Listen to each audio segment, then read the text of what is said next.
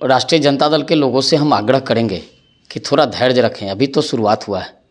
इस बार बिहार में आपका सुपड़ा साफ होने वाला है और एक महिला होकर एक महिला के बारे में इस प्रकार के अमर्यादित टिप्पणी करना घोर निंदनीय है। राष्ट्रीय जनता दल के चाल चरित्र और चेहरे में कोई बदलाव नहीं हो रहा है। राष्ट्रीय जनता दल अगर चाल चरित्र में चेहरे में बदलाव नहीं करेगा तो राष्ट्रीय जनता दल का कोई नाम लेने वाला नहीं बचेगा बिहार। केंद्रीय मंत्री स्मृति ईरानी को लेकर आरजेडी की प्रवक्ता सारिका पासवान में कई ऐसे शब्द बोल दिए जिससे बिहार की सियासत काफ़ी गर्मा गई। हमारे साथ बीजेपी के प्रवक्ता राकेश सिंह जी हैं।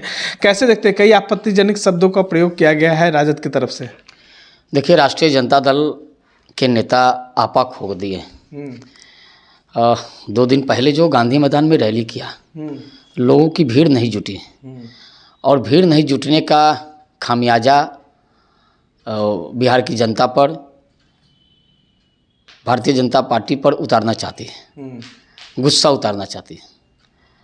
तो राष्ट्रीय जनता दल के लोगों से हम आग्रह करेंगे कि थोड़ा धैर्य रखें, अभी तो शुरुआत हुआ है।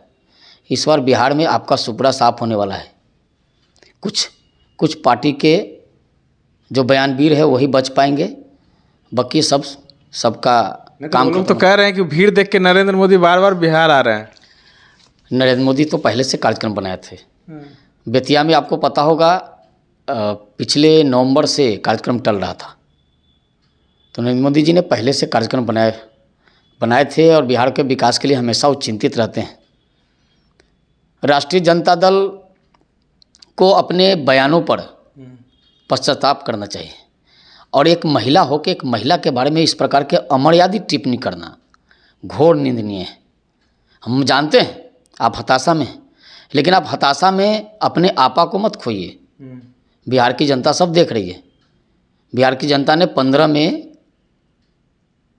22 सीट पर लाने का काम राष्ट्रीय जनता दल को किया था और जब 19 में लोकसभा का चुनाव हुआ तो 1 सीट भी नहीं दिया। इन्हीं सब बयानों के चलते, इन्हीं सब आदतों के चलते राष्ट्रीय जनता दल के चाल चरित्र और चेहरे में कोई बदलाव नहीं हो रहा है।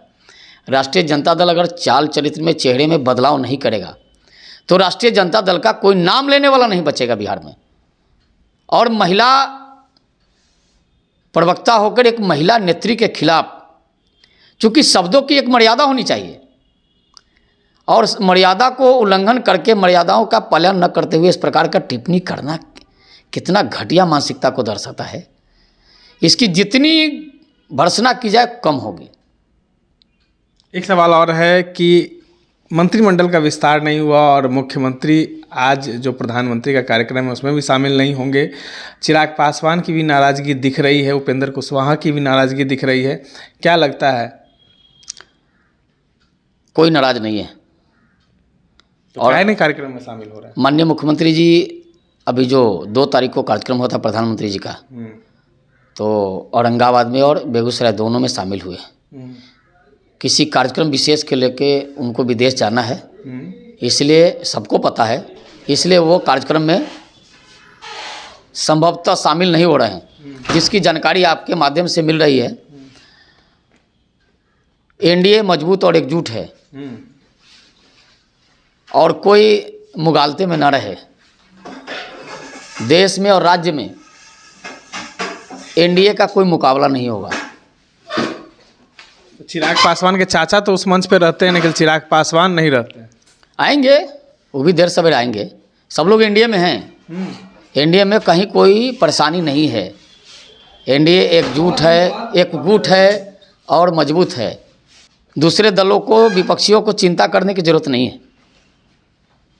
हमारे पार्टी में, हमारे गठबंधन में नेतृत्वकर्ता तय है।